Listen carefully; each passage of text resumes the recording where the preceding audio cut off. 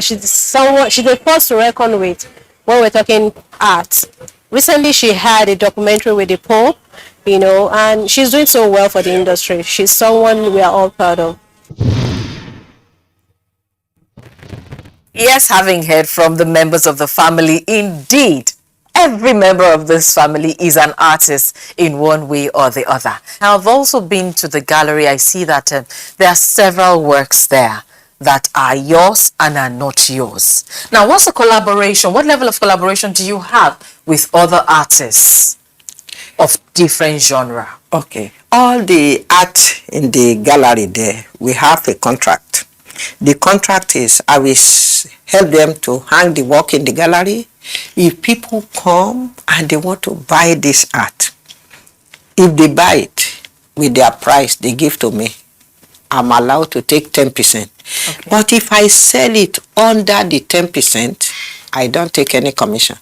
I'm an artist myself. If you sell lower than their 10%, so I don't take any. But before I will do that, I will call them. Okay. I will say they want this 10% of my offer. You don't need to give me another 10%.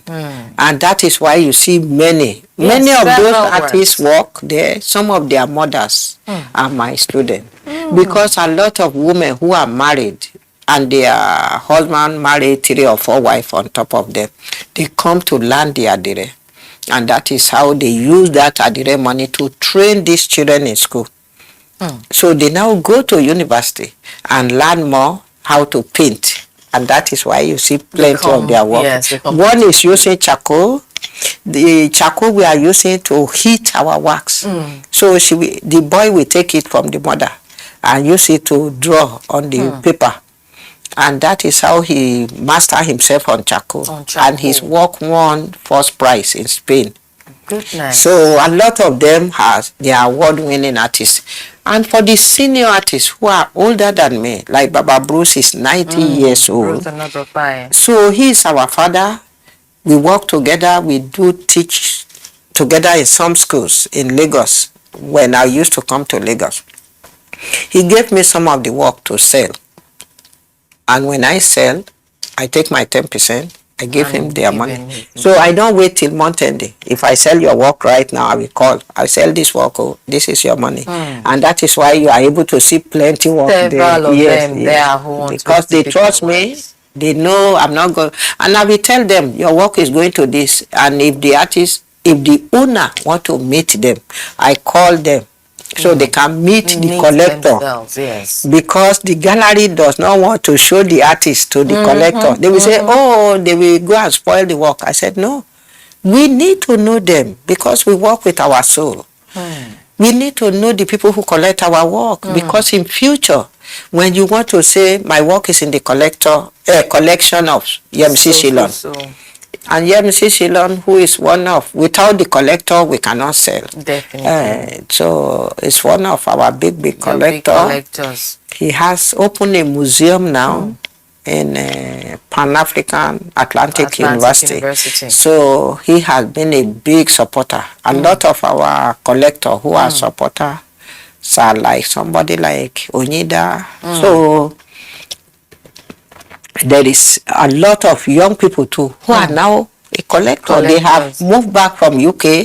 They see that art is life. Indeed, art is life. And life is art. Yes.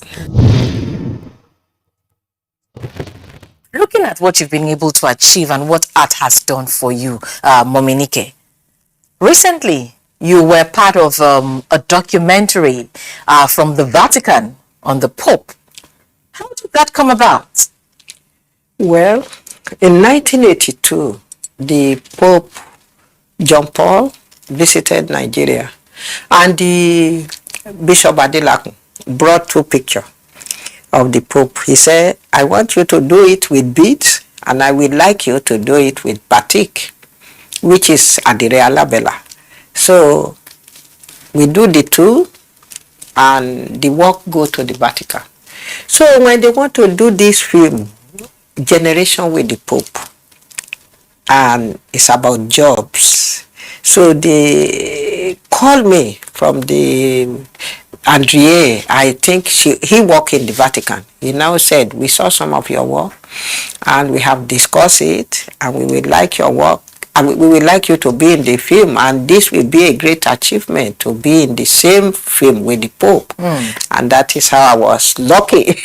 I'm always lucky, and I always thank God for every minute, because when I do that painting, I never know it will be in the Vatican. In the Vatican. Now, you're one of, I think, if not the only African in that production or the only Nigerian. Yes. What do you think it is that sets you apart, that distinguished you to be able to be the only one there?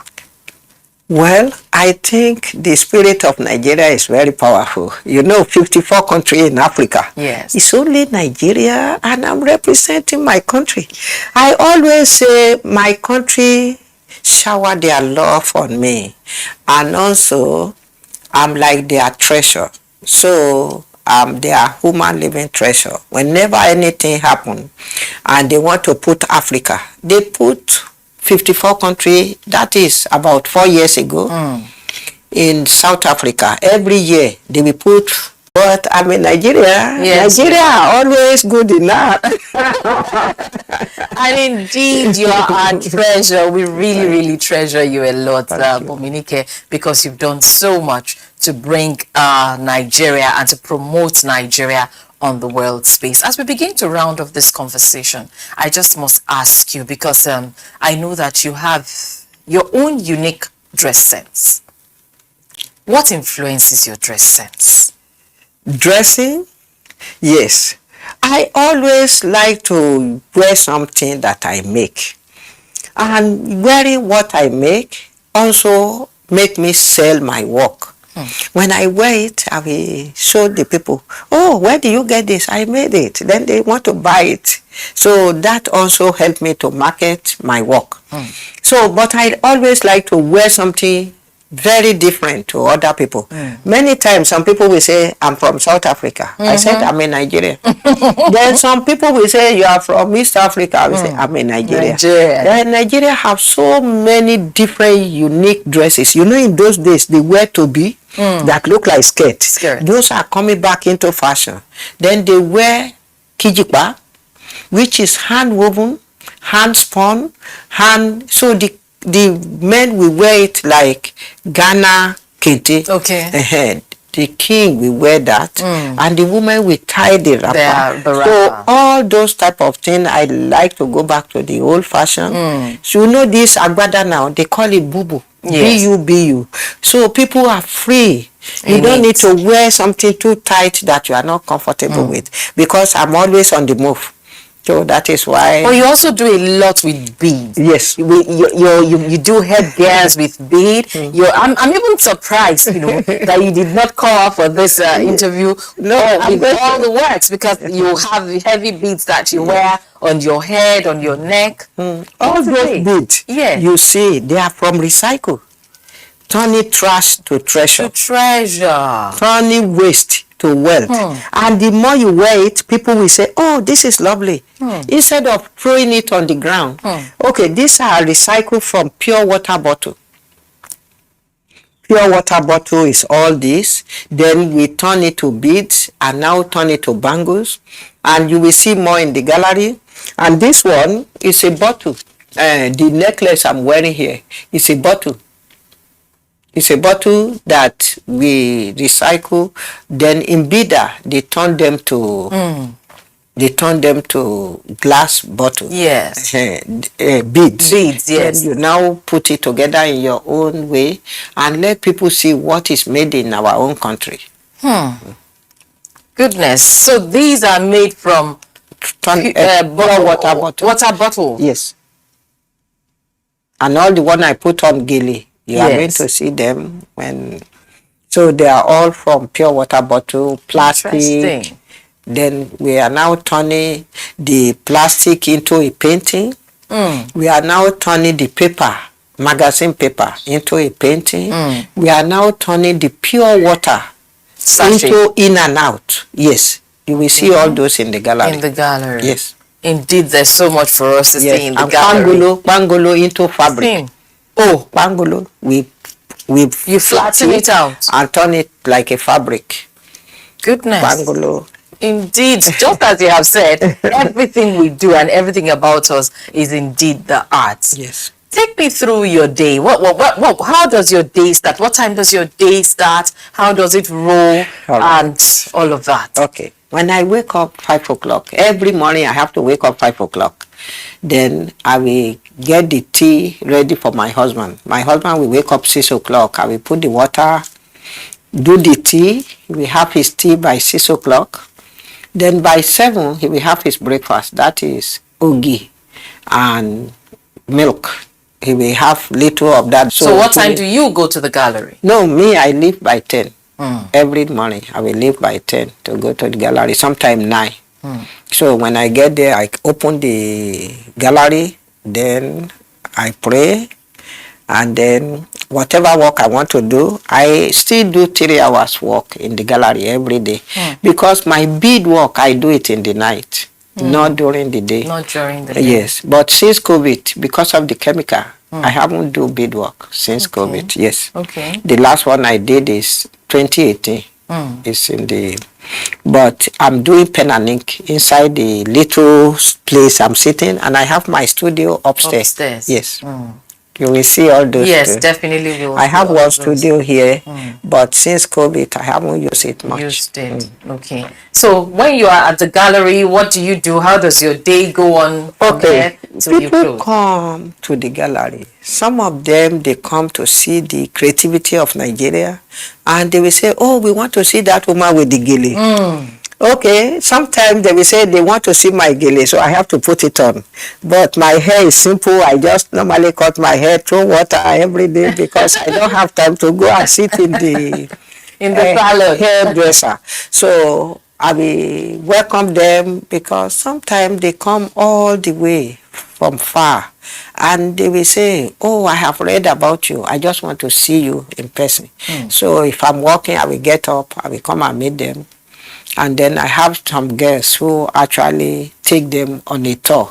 And when they require for me to take them on a special tour, then I take them. And that is all day. Then I come back. Even this Christmas, I have to open. When I see people line up who just want to see the creativity, I don't do Christmas at home. I have to be there for New Year, Christmas. I just pity the condition of the people who come all the way and they have read about this gallery and they want to see the work. So I just, all day is busy. But it's my own exercise. I can go up there 3 or 4 times a day. In a day? Yes. Those are my own exercise. Okay, that's your own form of exercise you do. Yes. And what time does the gallery close? We close by 6 o'clock. We open 10 and we close by 6. Close at 6. When we close by 6, I come home because my husband has to eat by 6:30, his dinner. So you come to then we will be together until 9. Then he will go and sleep. He's 87 and he's doing well. Very well. Indeed, he's doing very well. Now, I must ask you, because the gallery, art and everything takes so much of your time. How do you relax aside the art? You know, Yoruba say, Ojo kú lọ́jọ́ ìsinmi. I divide my time into 3. One for my art, and one for my gallery, and one for my family. So I always divide that time into 3. So in the proverb, they said artists die with the brush in their hand. So it's our own life. So we have to just do what we want to do. When we travel too, it's work. When I'm traveling, I will carry my small painting. I'm doing it even inside the taxi, inside the traffic. That is why I have some small painting that I always do.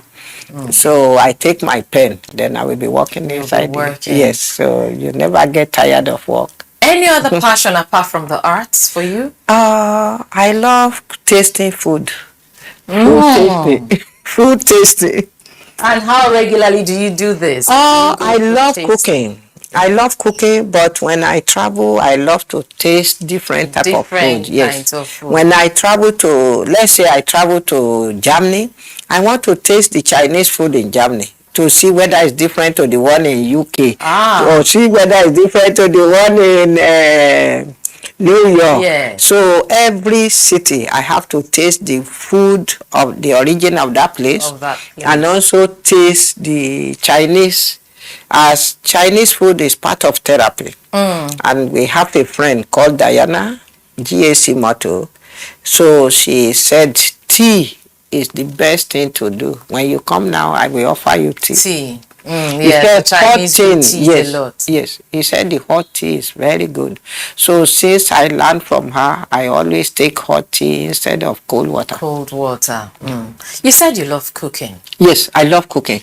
I love to cook asharo, first of all, because we believe in those, our fiber yam give a lot of people. Yes, yes. I like to cook yam and egg, because my husband eats yam and egg sometimes. Asharo is good. Then pounded yam. Every day I pound pounded yam in the gallery. You do? In the afternoon. It's my exercise. Instead of me to carry weight, so I carry the mortar. You pound yam then? I love pounding yam because, you know, you have to use that energy to do something. Finally, for this conversation today, I want you to speak to Nigerians on the role of arts, what we can do with arts in this society, and how we can forge unity with arts. Well, to you, my brothers and sisters, I want you to have a focus. Anything you know how to do it well. I always tell people to have patience, because there is so many obstacles. But once you know whom you are and you always carry yourself, don't let anything upset you. People can make you upset, but just say peace on it. Anything you know how to do it well, have a focus, and the sky is your beginning. Always have a focus. And that patience will take you to the greater point. Thank you very much, Mominike Okudai. Patience, focus. These are things that I'm taking away from you today. These are lessons that I have learned from this conversation. Thank you so much for being a part of Executive Discuss.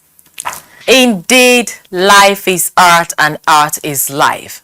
And with focus and determination, you will get to your desired destination. Of course, once you get there, the sky is the very beginning.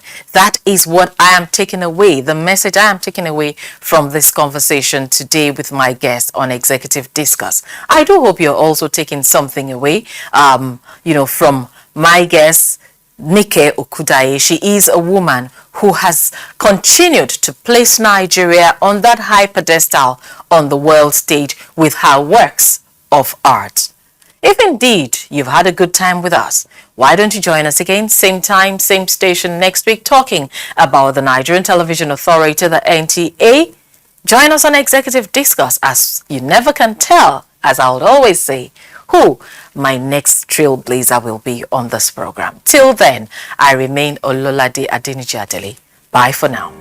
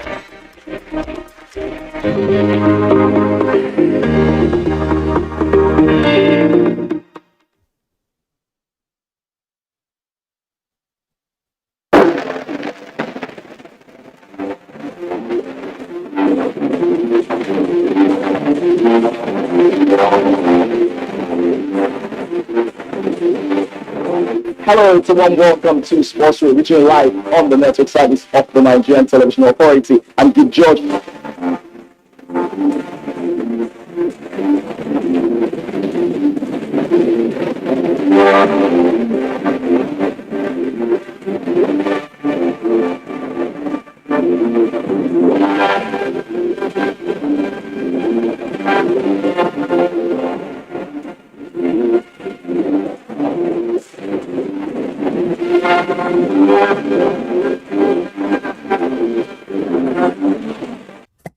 "24 hours a day, 7 days a week. You can watch NTA International live on your TV, computer, iPad, tablet, and phone. Log on. Vision.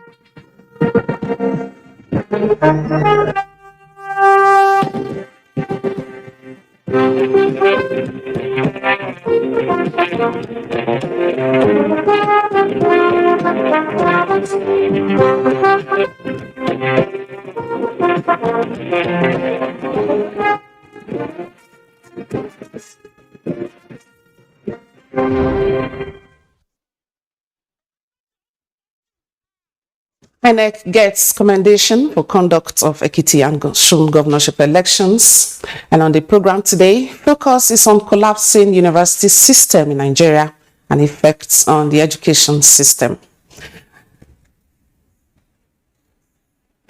A very good afternoon to you. Welcome to Panorama from the Benin Network Center. I'm Ogochkuka Ona.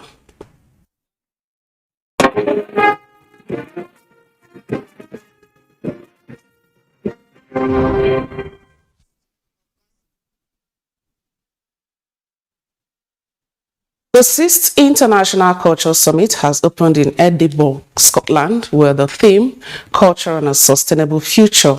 The summit is focusing on an urgent need for a coordinated and committed investment for the future.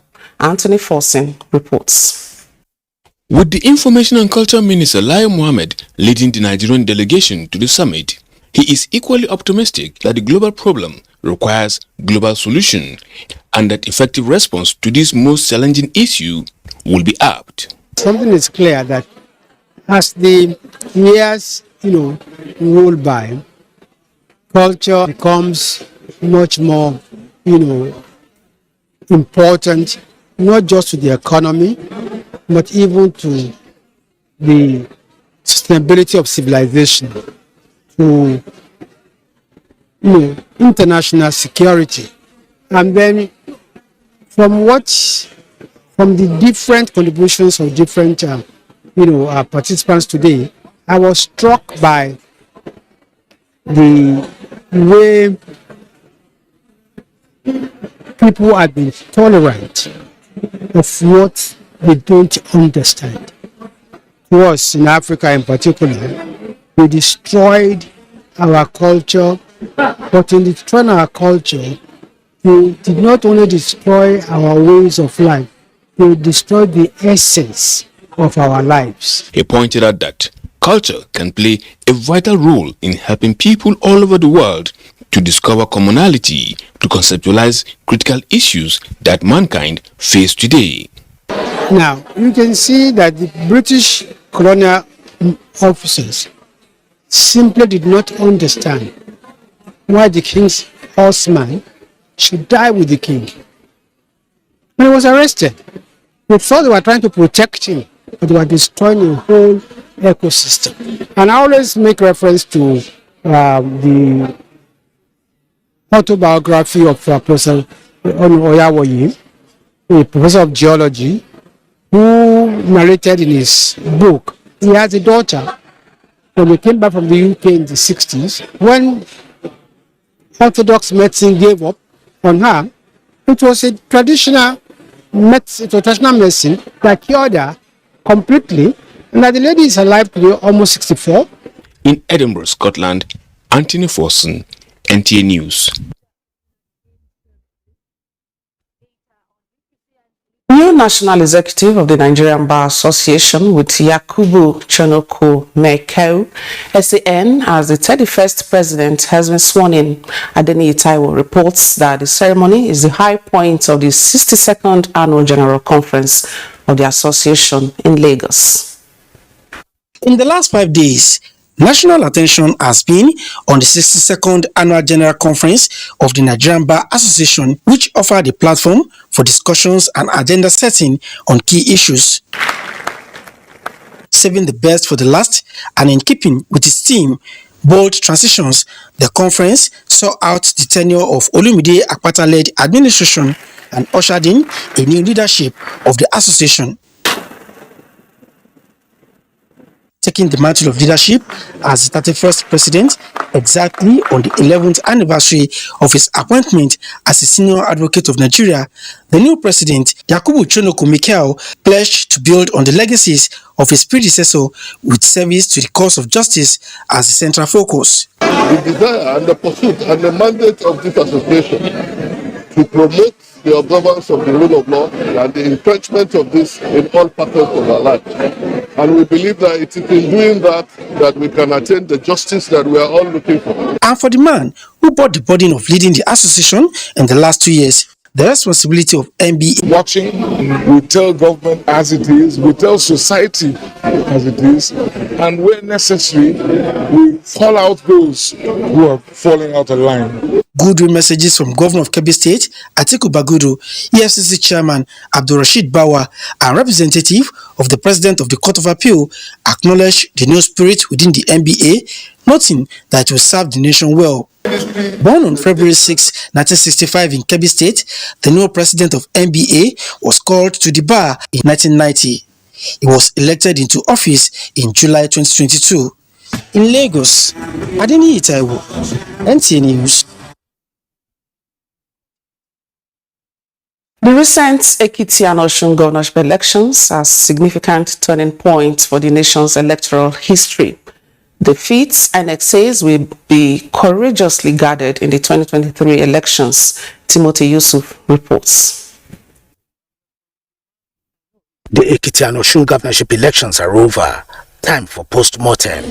INEC and election observers comparing notes on the successes and observations and findings expected to make a contribution in the 2023 elections. We saw improvement in Ekiti remarkably. We also saw a much more better improvement also in Osun. INEC IREV, it's a progressive and a positive innovation in our electoral process. However, for the general election, one of the things we're hoping to see is how that system is a bit more functional. Presenting the reports for the two elections, Yaga Africa and INEC recognized that the new Electoral Act is a major step towards deepening the quality of elections in Nigeria.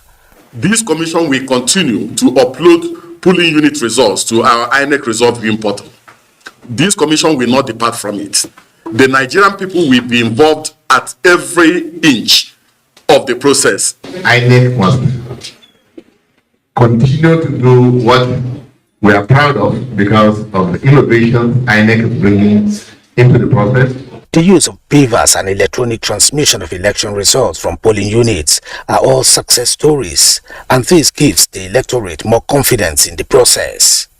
While encouraging all political actors to study the new Electoral Act, members of the joint civil society organizations are urging relevant stakeholders to have a thorough background check on the recent INEC Resident Electoral Commissioners nominees. Timothy Yusuf, NTA News. And now the professional knowledge and operational capacity of security agents engaged in election duties are being enhanced for optimal performance.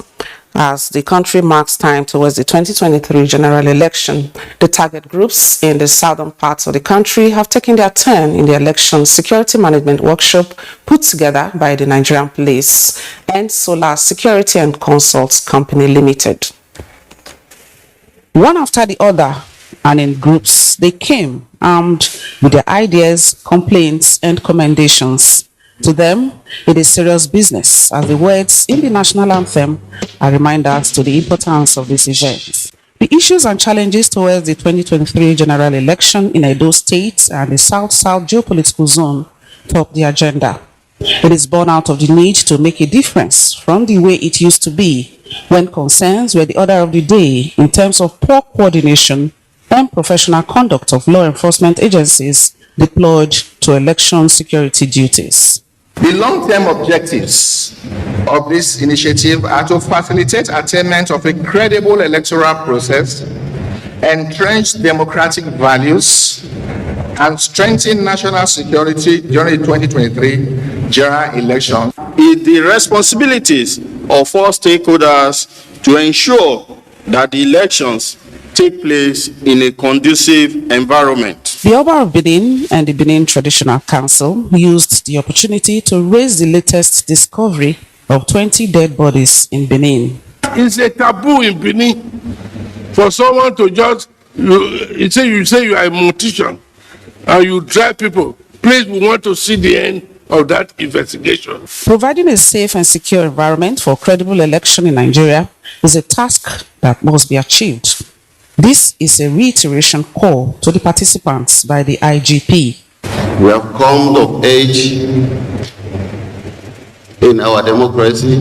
We must show the world and be proud of ourselves to ensure that we conduct the election and it's to be judged free, fair, and credible. Media relations and security functions towards effective public communication for election and managing officers' mental health and stress during election were some of the papers presented at the event. Now, vandalism of critical national assets is impacting negatively on the nation's economy. To stem this unpatriotic act, a summit on anti-vandalism between security agencies and civil society organizations is holding in Abuja. Chimdinma Ndubuisi reports. That manhole was open, so the tire of my car ran into it.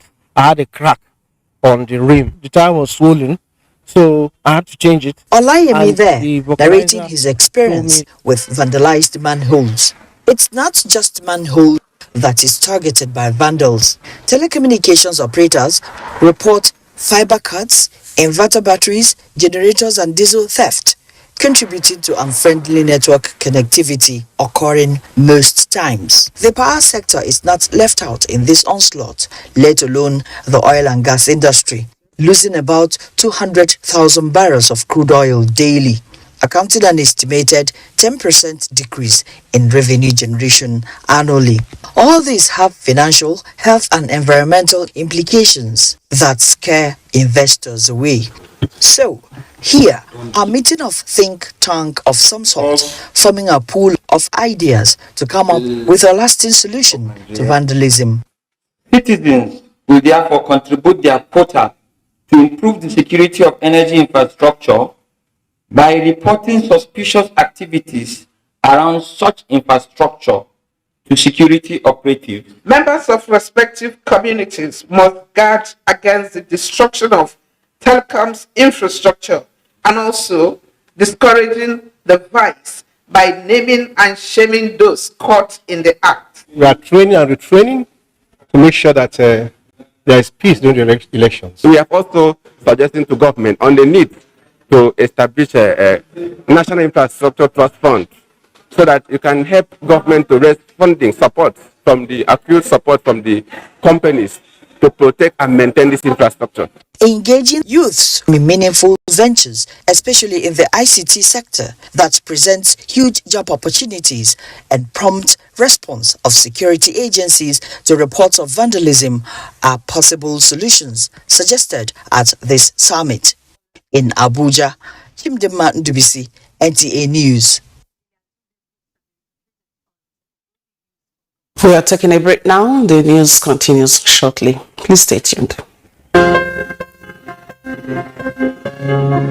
The vaccine offers hope for a safe country free of coronavirus. I urge all state governments, traditional and religious leaders to take the lead in the mobilization effort within their environment and spheres of influence. I similarly urge all eligible Nigerians to present themselves and be vaccinated in accordance with the order of priority already mapped out at the various authorized designated centers only.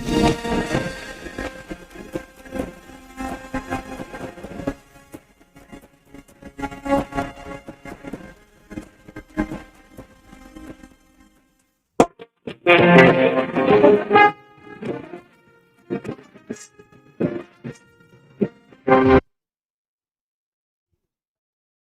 is 559 days of strike action by ASU cumulatively from 2017 till date and still counting, though a series of meetings between representatives of the body and government have held no important breakthroughs, and these have not been recorded.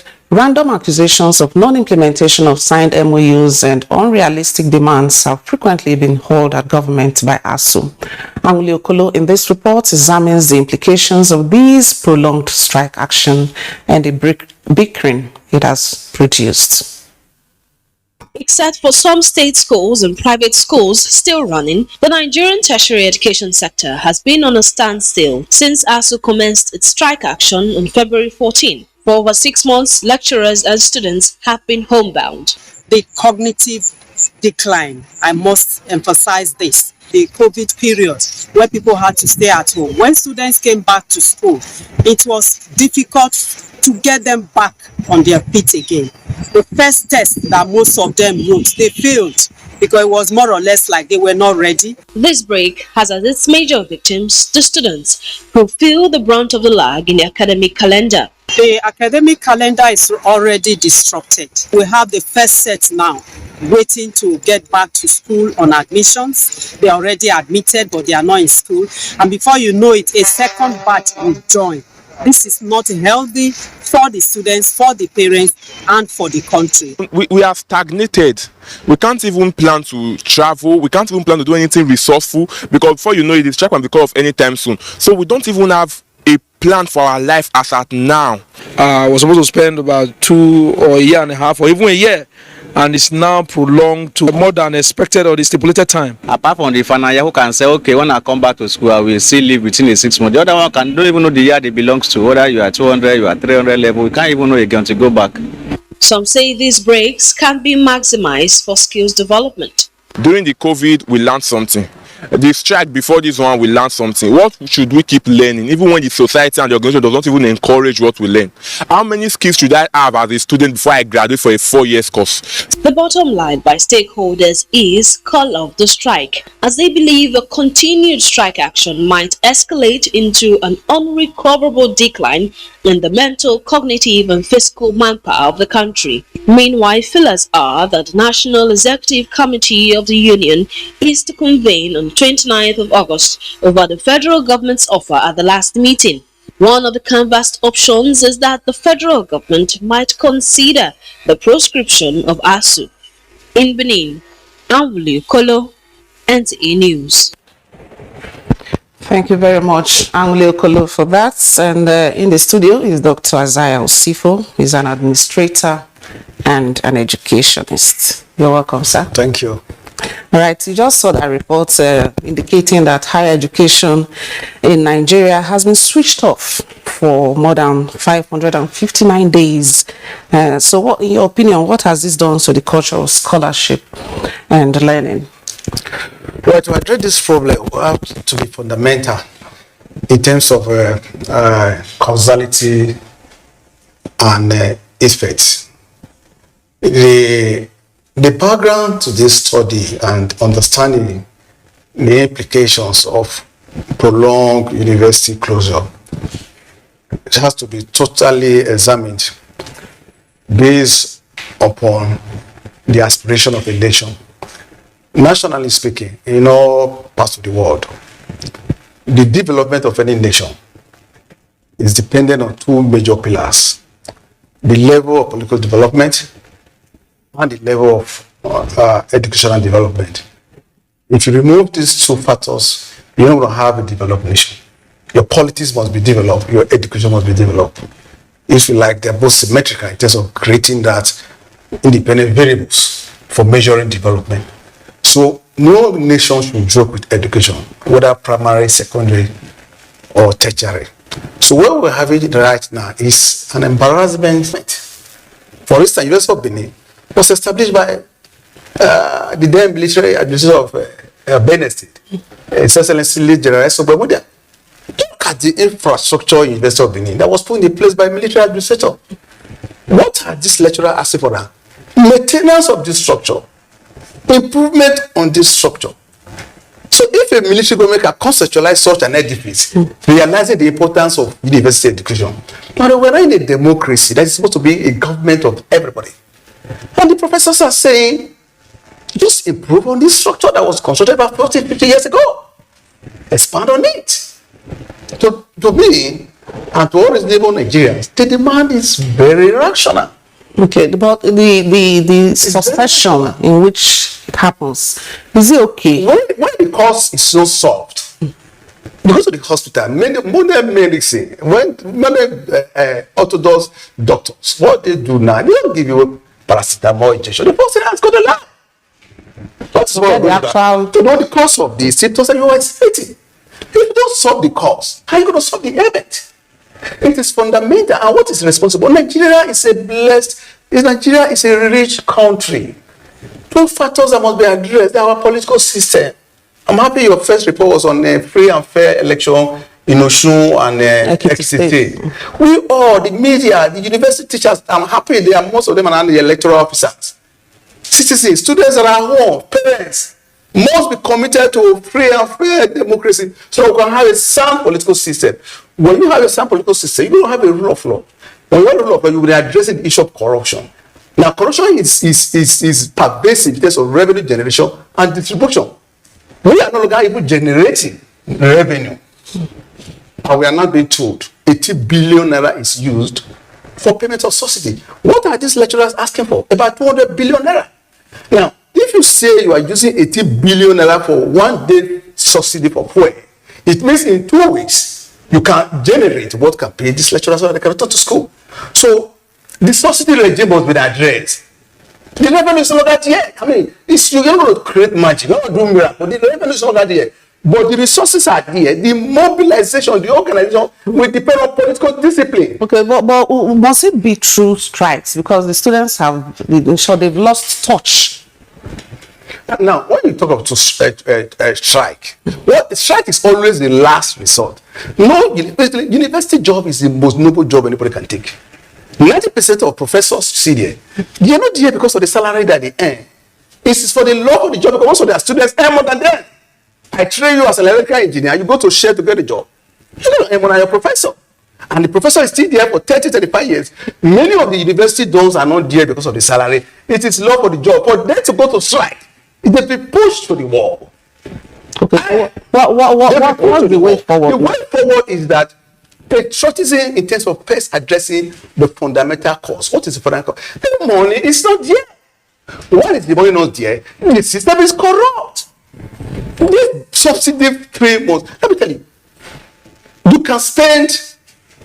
what you use the pay subsidy can build 30 modular refinery that can refine petroleum that you don't need to import and talk subsidy. The fundamental issues must be addressed. Non-partisan approach.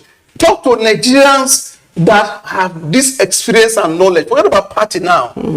Okay? Bring them together. For instance, you have a national chairman of a political party who was a leader, who was a lecturer. He's alive. Those people should be engaged. Those people should be engaged. There's a party who has a national chairman that was an absolute leader. Right. That was a university professor for many years. Why are you not engaging them to, people can, it's an emergency situation. It's no longer APC or it's about Nigerian survival now because it's dangerous. I was privileged to school in Nigeria and school in the United Kingdom. And when I see the comparison, we're into a trouble.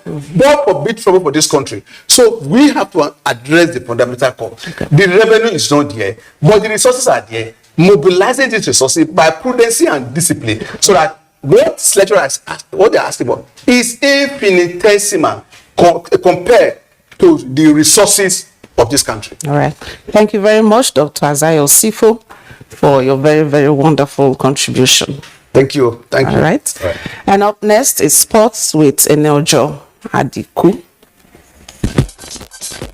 Home-based Eagles drew 1-1 against Nigeria Professional Football League side Plateau United, preparatory to the 2023 CHAN final round of qualifiers against Black Galaxies of Ghana on Sunday, August 28. at the Cape Coast Stadium before the return leg fixtures at the Moshood Abiola Stadium in Abuja on September 3 for the sole ticket to the 2023 African Nations Championship in Algeria. The match in Cape Coast is slated for 4 p.m. The Black Galaxies of Ghana played some tune-up matches, including their recent tour in Europe, where they lost 1-2 to the Qatar national team in Austria. Still in football, some matches in the English Premier League show Southampton welcoming revamped Manchester United to the St Mary's Stadium Saturday. Struggling Chelsea will look for how to give their fans hope as they entertain Leicester City at the Stamford Bridge, while league leaders Arsenal hope to consolidate on their success so far in this season as they host Fulham United at the Emirates Stadium. Finally, to basketball. The men's national basketball team, the Tigers, lost their first game in the World Cup qualifying series against Ivory Coast 66-78 in Abidjan Friday night. Their next game will be against Guinea. It is a must win for the Tigers. With sports update, Enel Joadiku, NTA News.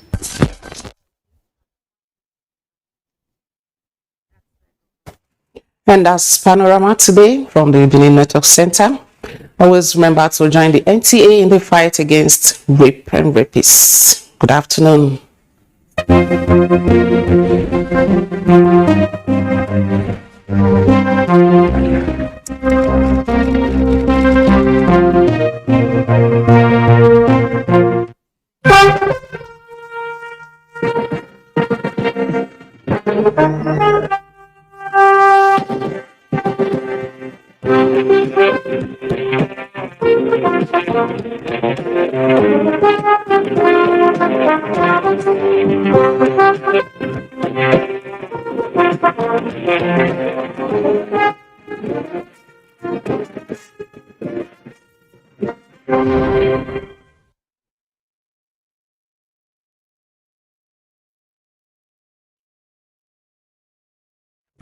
One's power to feel powerful with the NTA News Mobile app, the one-stop information center. Real news at your fingertip.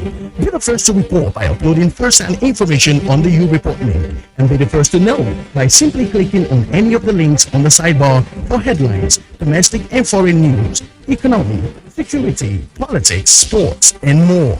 Stream live on your smartphone and tablets and stay connected. It's pretty easy. Simply download NTA News app from your Google Play Store and you're good to go. NTA News mobile app, your access to real-time information.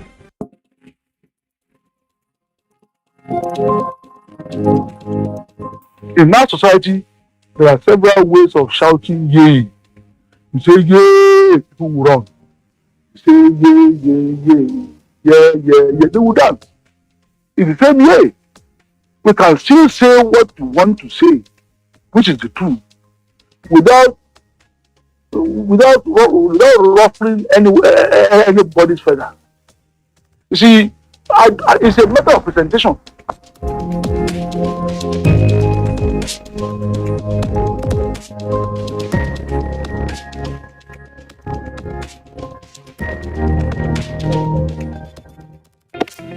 Although social media as a channel of communication is inherently harmless, it becomes harmful and damaging when used without discretion and thoughtfulness.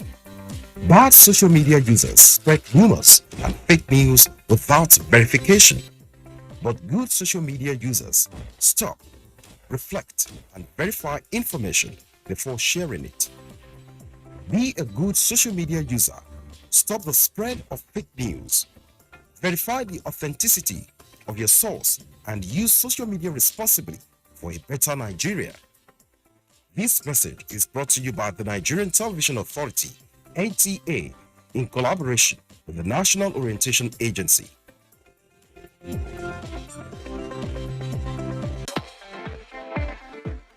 From dusk to dawn, 24 hours a day, NTA International is with you.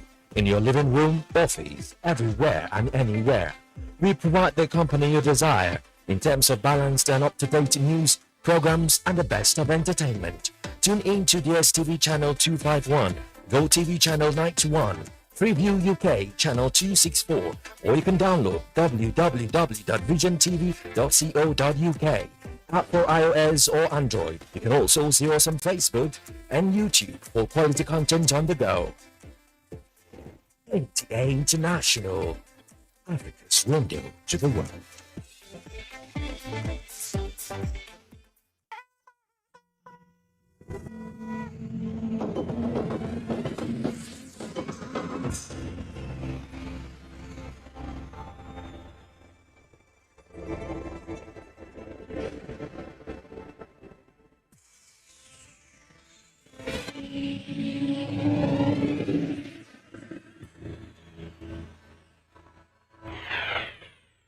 NTA, you can't beat the rich.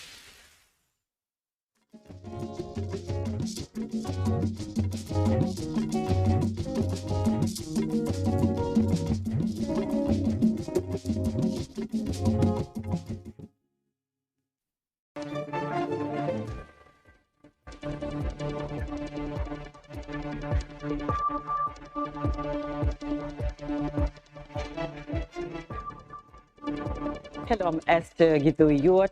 This is Africa 54.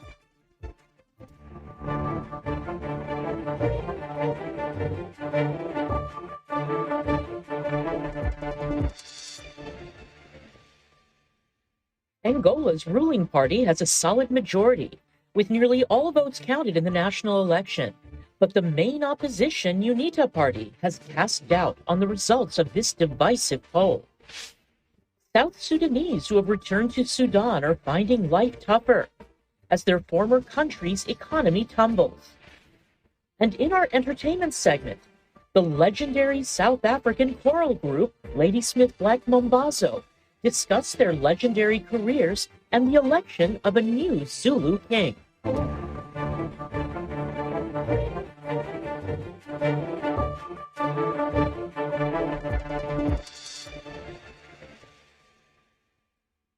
We begin our broadcast in Angola, where the ruling party appears set to extend its reign for another 5 years, giving it a total of 52 years in power. But the main opposition says it will challenge the results of the presidential election vote. Clara Frank has more. Incumbent President João Lourenço of the People's Movement for the Liberation of Angola, or MPLA, appears to have won a second 5-year term in office, with more than 97% of the votes tallied, according to the Electoral Commission. The MPLA's likely win would give President João Lourenço's party continuous rule of nearly 5 decades, since independence from Portugal in 1975. But if the ratios of votes remain as they are, it would also mean an unprecedented loss of the MPLA's 2/3 majority in parliament, forcing it to cooperate with opposition lawmakers for the first time.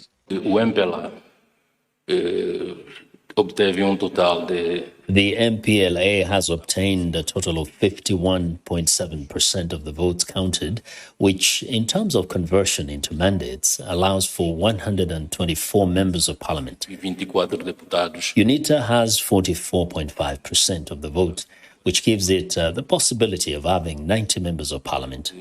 A possibilidade de ter 90 deputados no parlamento. Partido MPLA. Quilondo says these are effectively the final results. However, Mihaela Weba, vice president of the parliamentary group for UNITA, led by presidential hopeful Adalberto Costa Jr., had previously said on Thursday that the party believed it was likely the true victor. The release of these provisional results is being done without details, in a clear violation of the electoral law. According to UNITA's count of nearly 40% of the results, it had 46.89% of the vote, and the MPLA has 47.99%. The Election Commission has repeatedly said the election was fair and transparent.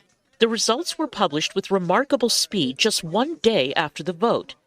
At the last elections in 2017, it took 2 weeks for the counting to be completed. The dispute over the latest counting process has fueled fears of post-election violence, and some 80,000 police officers were deployed across Angola to prevent possible unrest. Recent elections, including the last one in 2017, did not spur widespread violence as MPLA's lead remained solid. But a report by the Institute for Security Studies said that if an MPLA win were perceived as fraudulent, unrest could follow. Clara Frank, VOA News, Washington. For more on Angola's presidential election results, I'm joined live via Skype by Angolan political analyst Florindo Chivukute, the executive director of Friends of Angola NGO. Florindo, welcome to Africa 54. Thank you. Now, with a vote that took place on Wednesday and 97% of the votes counted, and MPLA on the lead, what do you make of this quick turn of events? The results have been disputed mainly by the civil society. And we strongly believe that those numbers, they don't reflect the reality. On the ground, clearly, Angolans are discontent because of poor management, corruption, and really extreme poverty throughout Angola. So people are fed up, and the youth are out now protesting since yesterday. We have, according to the local sources, probably more than 10 activists were detained thus far in one specific provinces, and so far we don't have a total number of individuals who have been detained. But they're also waiting for the results from UNITA, the parallel counting, to see what they have to say in regard to the numbers that the National Electoral Commission have shared thus far. So, with during the campaign rallies, we saw a lot of the young people out there during, with the opposition mainly, and most of the messages we heard was that they were tired of MPLA being in power for more than 50 years and wanted a change. What happened to the youth vote? Did they not register to vote? They did. They did. They actually, when I went to register myself, in Rome, I probably, and someone else who were the oldest folks on Rome full of probably more than 35 young people between 18 to 25 years old. So they did vote. They are the one who are protesting as well, and they are the one who make up the majority of the population. I believe more than 60%. And they are the one who are demanding a change. In fact, a lot of them, they don't belong to any political party, but they don't want to MPLA to continue on the party as well. They want to see change. They want to change it right now. During the earlier days of the campaigns, the opposition leader, Adalberto Costa Jr., on the opinion polls was showing that he was on the leading in terms of the popularity of a UNITA party. But apparently now things look different. Do you know if he is going to challenge the possible outcome that MPLA is leading? Yes, they will, and that's a lot of us waiting for. They will. They are still doing the parallel counting as we speak, and we're hoping that either today, after the elections, and then the polling were closed. So yes, they will challenge, and this is where this really mind-boggling for all of us. That the polls were clear. There's also parallel counting from UNITA is leading. And because UNITA is not alone, UNITA have formed a coalition with two other parties and a youth group movement. So there's no doubt that UNITA is leading on the polls. Well, we're running out of time, but I'm imagining the Electoral Commission might announce their results. Angolan political analyst and executive director of Friends of Angola. Now, despite the numerous legal petitions alleging voter fraud in the August 9th Kenya presidential election, newly elected legislators are expected to meet in Parliament as soon as they are announced. Kenya's constitutional lawyer Charles Kanjama explains. 30 days of the elections for the members of Parliament, we have two houses of Parliament, the National Assembly and the Senate, that they will be gazetted to have the first sitting. And the gazettement is done in collaboration with the press. So the moment that gazettement is done itself, because he's not a member of Parliament, but Parliament will meet officially, they'll perform the first task, which is to take their oaths, and the second task is to elect a speaker. And when that happens, we'll be able to see the political might of the two main coalitions that battled it out in the just ended general elections. Yeah, The tortured body of Daniel Musyoka was found near Mount Kilimanjaro along Kenya's southern border with Tanzania. Now to the fighting in Ethiopia. An airstrike hit Mekelle, the capital of the northern Tigray region, on Friday, which local media controlled by the breakaway authorities blamed on the federal government. Tigray television showed medical personnel. An aid organization confirms its staff in Mekelle heard an explosion and anti-aircraft gunfire. The Ethiopian government, in a statement, take actions to target Tigrayan military forces. Sudan's military leader, General Abdel Fattah al-Burhan, has announced a major reshuffling of forces operations and supply heads, as well as its general inspector. However, the chairman of the Joint Chiefs of Staff, General Mohammed Osman al-Hussein, kept his position. This marks the largest change in army leadership since a coup led by Burhan and other generals on October 25th ended a transitional partnership with civilian political groups. Living in flimsy shelters made of wood and plastic tarp or half-finished concrete buildings, South Sudanese who have returned to Sudan are finding life tougher as their former country's economy tumbles. Olivia Chan reports.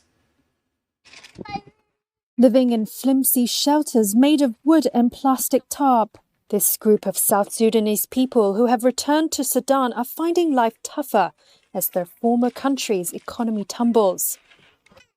Toka Ayman Agok is a mother of 9 children. I was told I have high blood pressure and the situation is not getting better for the stress to decrease. This is so difficult. Life has become much more difficult than before in the south and here. After decades of conflict, South Sudan gained independence from Sudan in 2011. Hundreds of thousands of people moved to the new country, but years of civil war and deepening poverty begin with. According to the UN Refugee Agency, there are more than 800,000 South Sudanese refugees in Sudan. About 113,000 live in makeshift dwellings around the capital Khartoum. They are no longer citizens in Sudan and struggle to get access to education and healthcare in their former country. Sudan's own economy has stagnated as well, with an economy crisis deepening since the military seized full power in October. There is a triple-digit inflation and rising hunger. Stored. Attempts to improve their lot have stalled, while most depend on aid groups for cash or food, as well as help accessing education. Olivia Chan of Reuters filed that report. French President Emmanuel Macron called for truth and recognition of the past Friday on day 2 of a visit to France's former colony Algeria aimed at mending fences. Macron's visit follows months of tensions between Paris and the North African country, which earlier this year marked 6 decades of independence following 132 years of French rule. Macron laid a wreath at a monument to those who died for France in the mixed Christian-Jewish St. Eugene Cemetery, which was a major burial ground for Europeans during colonial times. Macron then visited the Jewish part of the cemetery, and its people will always be friends of France.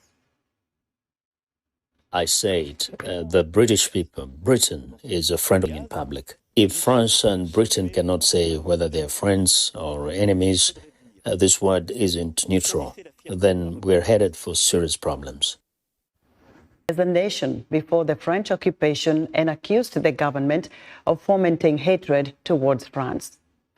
The worst drought in the Horn of Africa in more than October to December show high chances of drier than average conditions. The latest outlook confirms the fears of aid agencies which have been warning for months about the risk of famine for Somalia. The drought is coinciding with a global rise in food and fuel prices pushed up by the war in Ukraine. The World Bank says more than 66 million people in the Horn of Africa region are experiencing a food crisis. Weather officials in Niger say the country is deploying rain-making technology aimed at alleviating the effects of drought. The desert country has faced a food crisis for years because of extended dry spells. The head of Niger's National The World Health Organization Director General Tedros Adhanom Ghebreyesus told reporters Friday in Geneva that 2.5 years into the pandemic, We have all the tools necessary to prevent these deaths. He then asked all governments to strengthen their effort to vaccinate all health workers, older people and others at the highest risk on the way to 70% vaccine coverage for the whole population. We cannot say we're learning to live with COVID-19 when 1 million people have died with COVID-19 years into the pandemic and have all the tools necessary to prevent these deaths. Once again, we ask all governments to strengthen their efforts to vaccinate all health workers, older people, and others at the highest risk on the way to 70% vaccine coverage for the whole population. And on the issue of monkeypox, Tedros says the number of weekly reported cases fell by more than 20% worldwide, although new cases increased in the Americas, where there is still intense transmission. And still to come, Heather Maxwell has news on a big concert and a coronation. We'll be right back.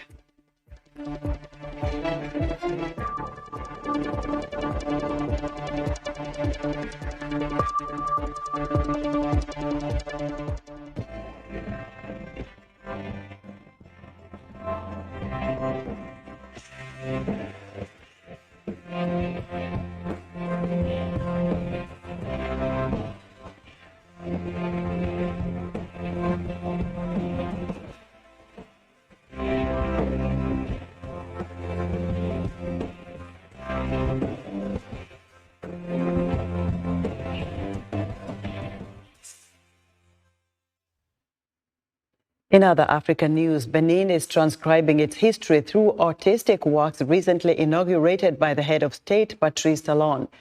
And South Sudan says preparations are in full swing for the graduation of its unified forces on August 30th. Ugandan President Yoweri Museveni and Ethiopian Prime Minister Abiy Ahmed have been invited to witness the graduation. An Ivory Coast entrepreneur has created the country's first locally made smartphone. Is Olivia Chan.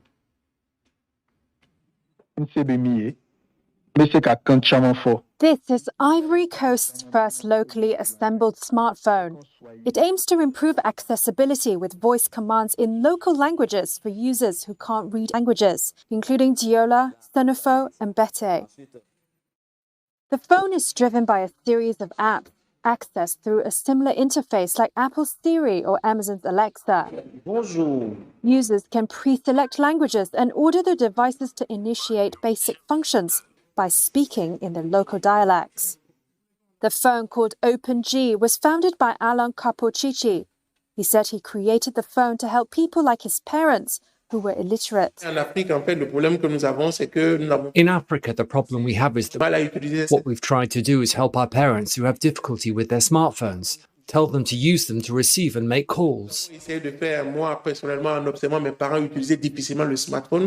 But why not make their lives easier by giving priority to commands, since speech is 3 times faster than writing? The phone went on sale last month in the West African country, and the developers say they've already sold several thousand units. Now, in our entertainment report, Heather Maxwell brings us news of a big concert that also coincides with a coronation. Heather. Yes, hello, Esther. That's right. The 5-time Grammy Award-winning choral group Ladysmith Black Mambazo performed in Washington on August 21st. It's different now than it's when its founder and leader Joseph Shabalala had it. He passed away in 2020. I attended the concert and spoke with 2 important members, and we'll discuss that in a moment. But first, let's watch a sample of what it was like. Here's the lead singer, Tulani Shabalala.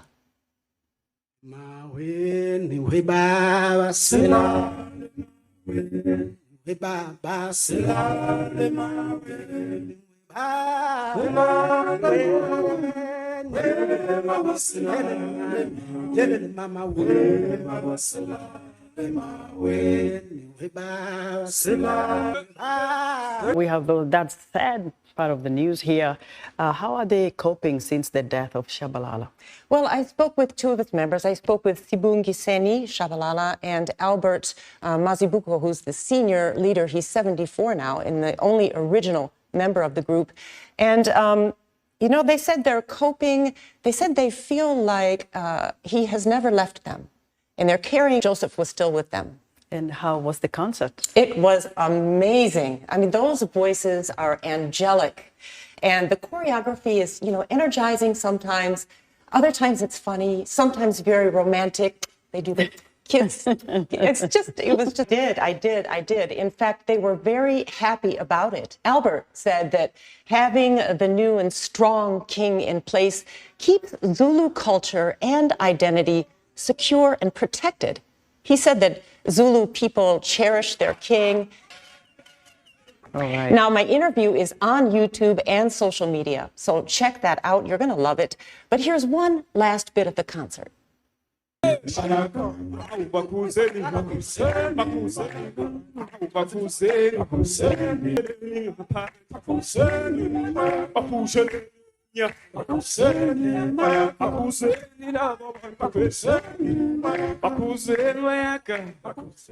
it for this week's. So be sure to join Heather Maxwell each Friday for her Africa 54 Entertainment Report. African Americans have been involved in filmmaking since the early days of the movie industry. A new exhibition at the Academy Museum of Motion Pictures explores the vibrant history, much of it forgotten. VOA's Mike O'Sullivan reports from Los Angeles. It's shown with other early film clips, part of the exhibition Regeneration, Black Cinema, opened last year. And this exhibition tells an important story, say museum officials. We really wanted to take the time and the space to show people just how long Black artists have been involved in filmmaking. Looking at Black entertainers and filmmakers who faced discrimination in Hollywood, but were part of a major alternative industry that produced American filmmakers.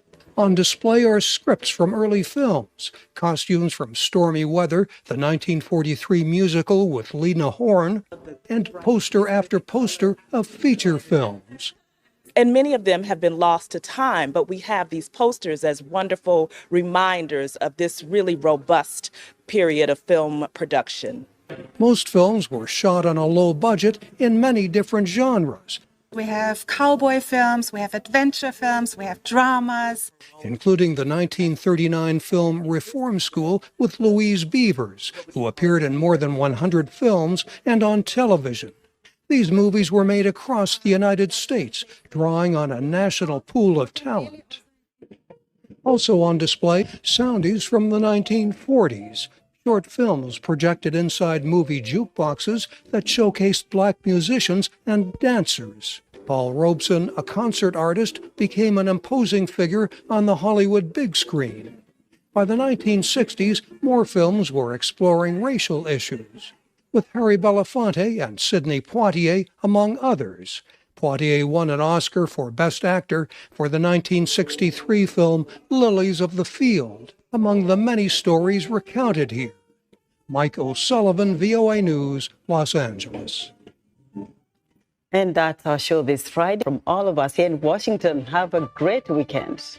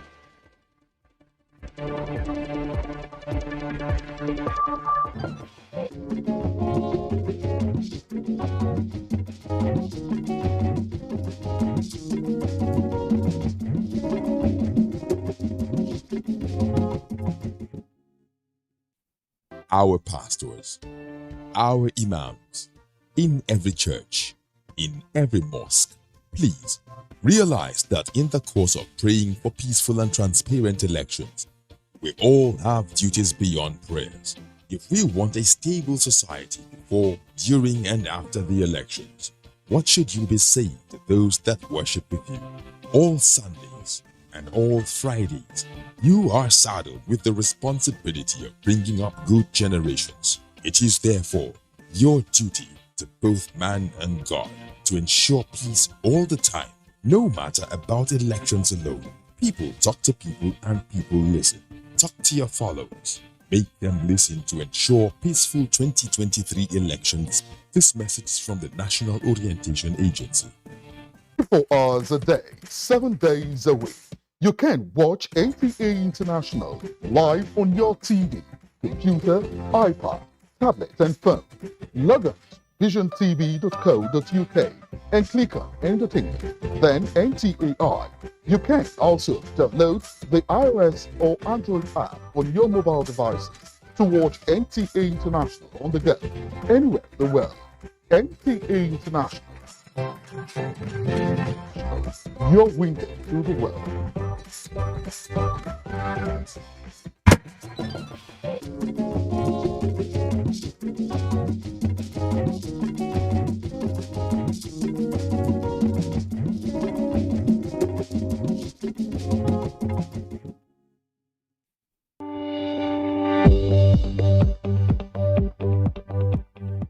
Africa's fast-growing personal care and beauty markets are making the most of the boom projected for the industry in sub-Saharan Africa, a continent seen as the next frontier in the sector. Today on The Enterprise, we sat with a budding beauty brand in Nigeria's capital city, Abuja. I actually had a vision to run a business. I didn't know why. I didn't know if it was possible, but I just had that. Then during the pandemic, we had a lockdown, so everybody was at home and it was just like a reflective time. I had time to express other interests that I had.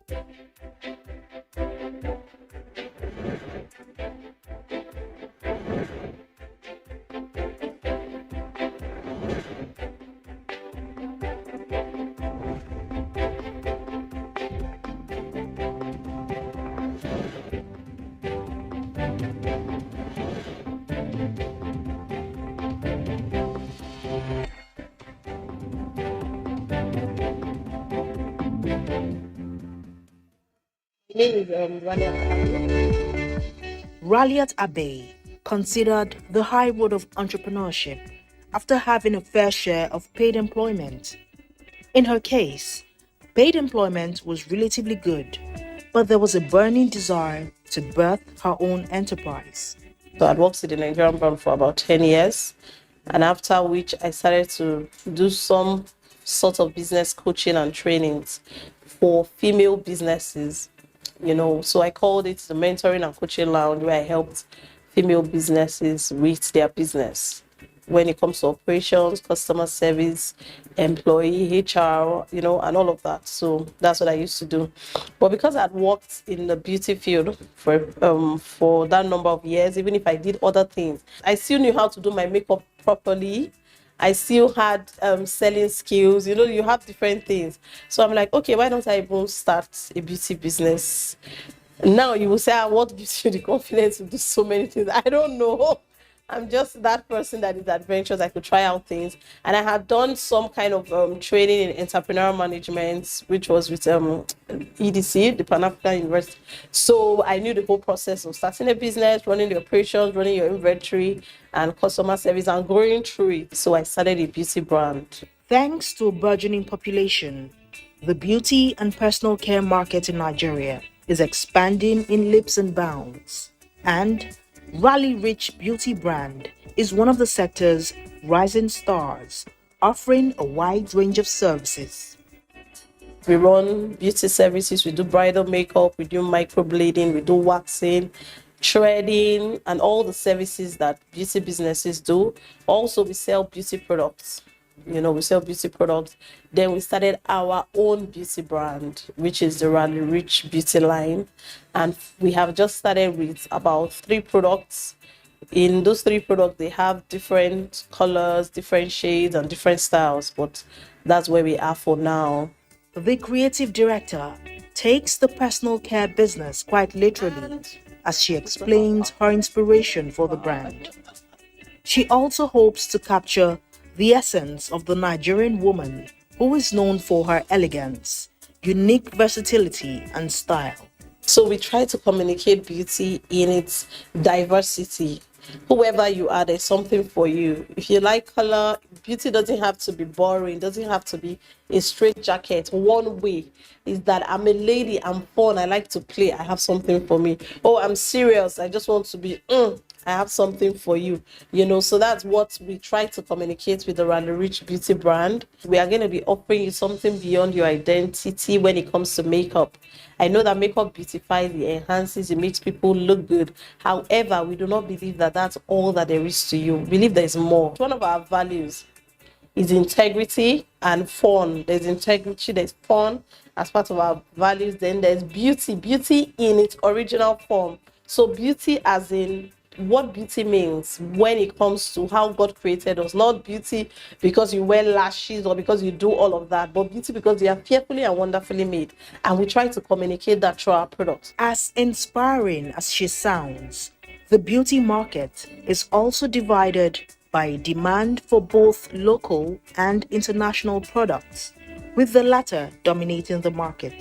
Consumers typically expect high-quality products that are both reliable and affordable.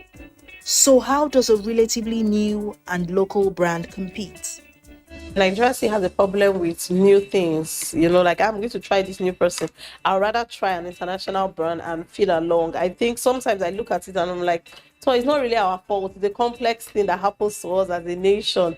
If people are in a foreign country, you really want to appreciate, you want to identify more with them than people that are here working so hard and all of that. So that's a whole mindset thing. However, we have gotten some kind of support because just the fact that, people, let me try it out. Oh, you're doing this, let's see how it goes, and you try to make it up to standard.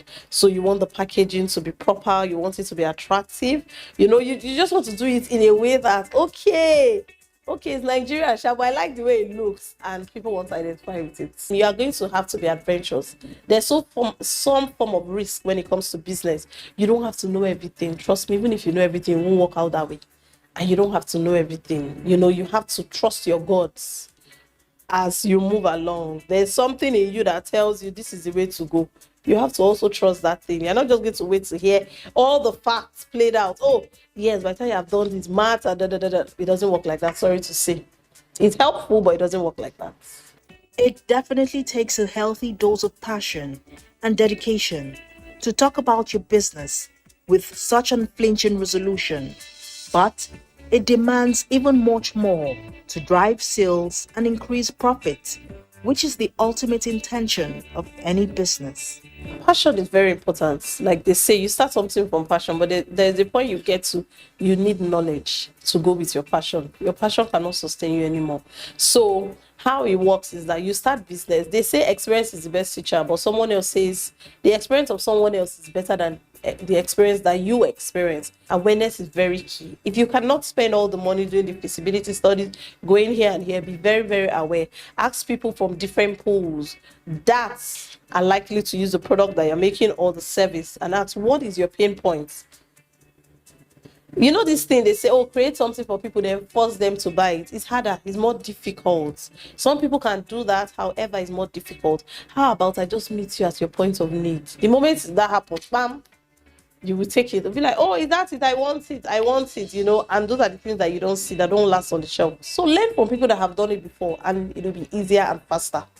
That's the truth. So that's what knowledge is when it comes to business. However, sometimes we procrastinate. So you are waiting to gain all the knowledge. No, start. There are some other things, no matter what you learn, there are things that are peculiar to your own business, and you experience it, no matter what the experience is. But it's good to learn, and it's good to acquire knowledge. The cosmetics and personal care industry globally generates an estimated annual turnover of around $400 billion. Research also indicates that Nigeria's cosmetics industry is valued at $3.4 billion. Hence, it is a sector that requires a fairly decent capital outlay to venture into. How did she do it? I had grown in a mindset that kind of tells you that funding is not your first problem. So every time, and truly, if we ask ourselves deeply, when somebody asks you, oh, you want to do this, so what, you'll be like, oh, I would have done this, but money. So there's this thing that we just hide under funding.